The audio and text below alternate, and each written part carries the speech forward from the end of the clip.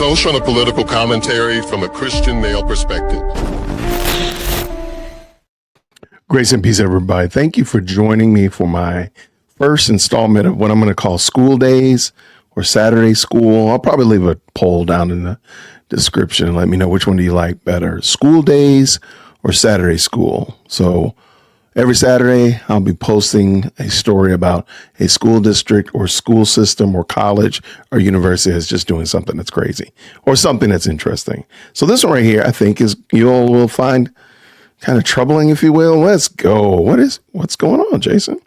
Controversy surrounds the pay of Ford Heights school superintendent. Well, Jason, I can see that happened in October 17th of 2018. That was like 100,000 years ago, Jason. Stay tuned. Don't worry, people. Don't worry. We have a new special report on our investigation of the supersized salaries of school administrators after Fox 32 and Open Books blew the lid off of an oversized superintendent salary in Calumet City. We headed down to Ford Heights, one of the poorest suburbs in the United States. Remember that, please. As Dane Placco reports, the superintendent there has one of the biggest school contracts in the state. Perhaps it isn't fair to open a story about Ford Heights without a picture of tires dumped in front of one of the village's many abandoned buildings. But who said life in Ford Heights is fair? Residents like Teresa Hicks pay eye-popping property taxes rates on homes that continue to lose value. I think they should be lowered because it's a low-income residential area. A lot of the people are low income. The senior citizens can't afford to pay their bills, Hicks says. A big reason for those bills are so high is Ford Heights School District 169, a little more than 400 students and $20 million in long-term debt. The district spends more than, look at this, $25,000 a year to educate each student, double the state average. I want you to remember that number as well, 25, because we're going to look at that, 25,000. We're going to look at that in a moment, which brings us to Ford Heights School Superintendent Greg Jackson.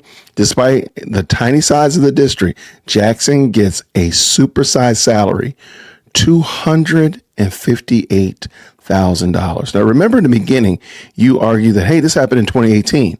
Well, I just want you to know already, Greg Jackson is still there. So you already know where this is going to go.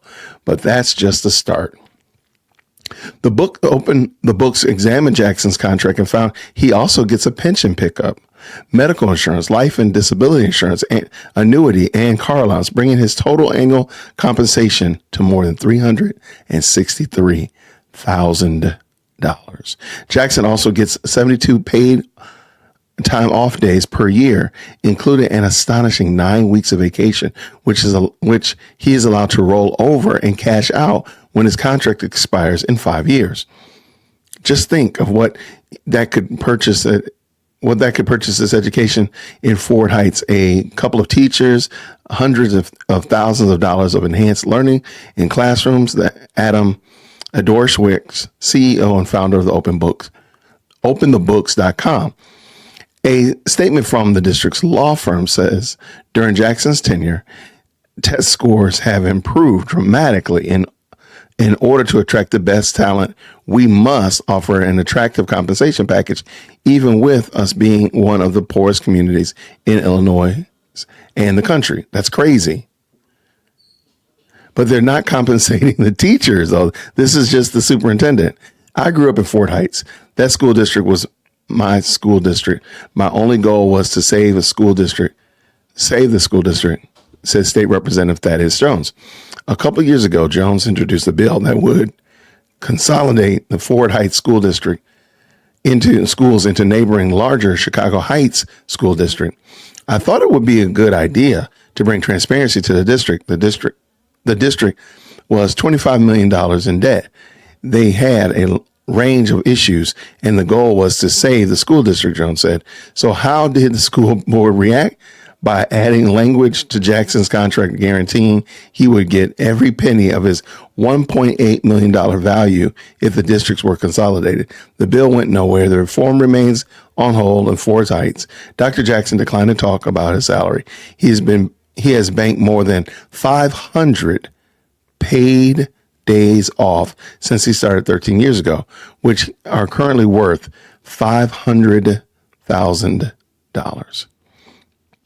Okay, I wanted to talk about this because I just found this fascinating, that a poor district like this would overcompensate and do so much more than what needs to happen. So let's look at it real quick.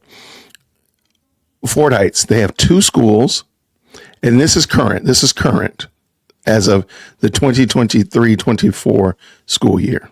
Okay, they have 2 schools, only 2 schools. Okay, they now pay about $29,000 per student, per pupil. That's how much they're putting in to each pupil. Okay, let's look at their teachers. Let's look at how much their teacher salaries are. If they have that on here, their classroom sizes ratios are about 19-1. Okay. Oh, here's their salaries. Their average salary is $64,000. $64,000. Now, you're probably wondering, okay, well, Jason, what's the big to do? Well, now show you. All right, so we went over and jumped over to govsalaries.com, and this is the Fort Heights School District 169. We're going to look at their salaries. All right, here. All right, here it comes. You can scroll down here and you can see what Mr. Jackson's salary was for this year. Are you all ready for this? I don't believe that you are. Mr. Jackson is currently making base salary without benefits. Let's zoom in on that number so we can all see it together. Make sure we're not going crazy. Yes, that says $422,726. I'm sure there's some wiggle in there. I'm sure there's some bonuses and whatnot like that. But that's how much he's making. He's almost making $1,000 per student. He's almost making $1,000 per student because they only have 415 students in the whole district. That's crazy. And I was like, well, let me look at, I don't know what the wiggle is. I don't know if is this something common or whatnot like that. So I ran over to my office assistant, and my office assistant and I have been talking about this all morning. So let me bring it in. ChatGPT, of course. Let's look at it. And I asked ChatGPT, I said, let me give you the first prompt here. Do a side-by-side comparison of Fort Heights and Marietta City Schools. I live at Marietta City Schools here in Georgia, just so I can have a range. And I said, give me all the pertinent information. Now, they gave me all the information, but they didn't include salary. So I asked them again.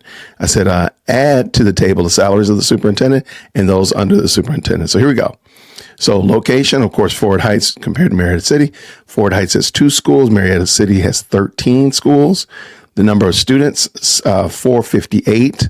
Again, that number seems to bubble up between 400 and 460. I've seen several different numbers.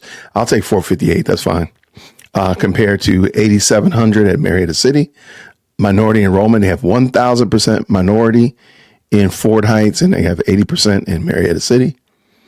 Economically disadvantaged, they got 96.7% in Fort Heights and 45% in Marietta City. Teacher-student ratio 17-1 compared to 12-1. Not a problem. All right, here's where the numbers get real interesting. $28,000 is what they spend on each pupil in Fort Heights. They only have 458 students, but in Marietta City, it's almost half of that. I don't even understand how this number is even existing. How are they even allowed to do that? Because that's out of range even of the property tax. Like, how are you able to set this number almost $30,000?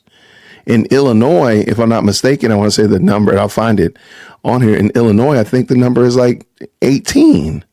So they're definitely out of range with even their state. They don't have a high school in Fort Heights, so we're not going to look at that. But here's the pay, and this is based on 2018. The salary of the superintendent was $258 in Fort Heights and $309 in Marietta City. Granted, again, this superintendent is looking over 13 schools, while this one is looking over only 2. Average administrative salary is $142,000, whereas the average here is $92,000. Residents, they only have 1,500 residents in Fort Heights. That's 61,000 people in Marietta City. And of course, the square footage of this place, square mileage is 3.3 miles compared to 23.5 miles. And of course, here's all the data where they got that data from. And I'll find it for you real quick. I will point out, I'm going to bring this back in. I'm going to just point out, like, the Illinois average for pupils is something ridiculously low. And the fact that they are able to go so far above what the average is for Illinois, it seems to be crazy time. Okay, so here it is. All right, Fort Heights School District 169 has consistently reported higher per pupil expenditures compared to the state. And so here is what they spend per student. And let's just jump down here because this is where everybody's been talking about. So in 2022 through the 2023 school year, they spent $28,000 per student. And Illinois' average is 18. So they're 10,000 more. And so you must be asking the logical question that everybody's going to ask. Well, clearly the people in Fort Heights, the residents in Fort Heights must be rolling in the cheddar. They must be rolling in the money. That's why they're able to charge them so much for their, that's why they're able to extract that much money from them in the first place, right? That would make sense. That would be I can see where you would get that from. And let me real quick tell you what the median income is in Fort Heights. This as of the 2023-24 academic year, Fort Heights School District 169 serves approximately 427 students. I've heard that number kind of all over the place. And they have 2 schools where it said that the high school students from Fort Heights attend the Bloom Trail High School, which is a part of Bloom Township High School District 206. Enrollment figures for Bloom are not really specific as available sources. So we'll just keep on moving from there. Here it is.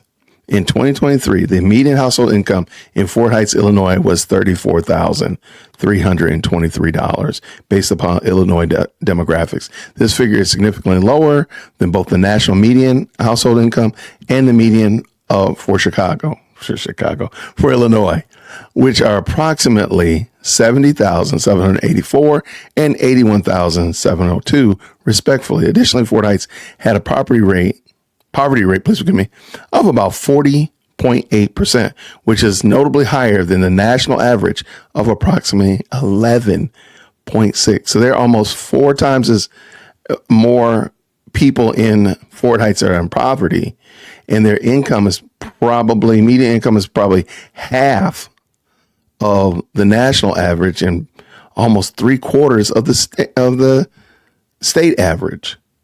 And yet they're paying their superintendent almost 5 times as much as what 5 people would be making. That's crazy. That is absolutely insane. And I'll leave all the links down in this description so you can check it out. Check my work, make sure I'm doing everything right. But I just found that to be very interesting. They've been talking about this since 2018, and they're still dealing with the exact same problem. Nothing's changed. And back then the superintendent had 500 vacation days that he could cash out. I wonder how many he has now.